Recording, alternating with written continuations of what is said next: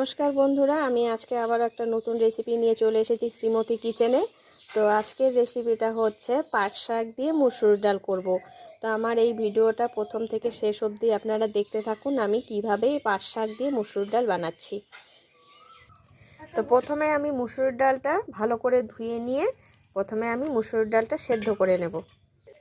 জলটা গরম হয়ে গেছে, এখন আমি ডালগুলো দিয়ে দেব। সেদ্ধ হয়ে আসছে, দিয়ে দেব কাঁচা লঙ্কা, দিয়ে দেবো পেঁয়াজ কুচি, দিয়ে দেবো হলুদের গুঁড়ো,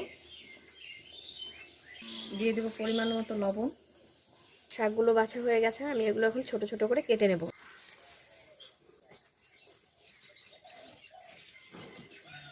এই দেখুন বন্ধুরা, আমার ডাল ফুটে গেছে, আমি এখন কেটে রাখা শাকগুলো দিয়ে দেব।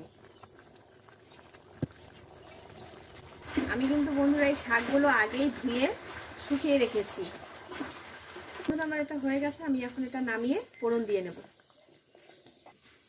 ফোড়ন দেওয়ার জন্য কড়াই গরম হয়ে গেছে, দিয়ে দেব তেল। ফোড়নে দিয়ে দেবো কালো জিরে, দিয়ে দেবো ফেটে রাখা রসুন। তো ফোড়নটা লাল হয়ে গেছে, আমি এখন ডালগুলো ঢেলে দেব। তো বন্ধুরা, আপনারা কিন্তু অবশ্যই এইভাবে বাড়িতে বানিয়ে খাবেন পাট শাক দিয়ে মুসুরের ডাল। খেয়ে আমাকে অবশ্যই জানাবেন কেমন লেগেছে আপনাদের।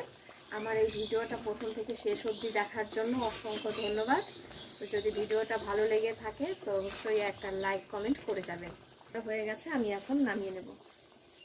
এই দেখুন বন্ধুরা, আমার ডাল হয়ে গেছে, আমি এখন নামিয়ে নিয়েছি।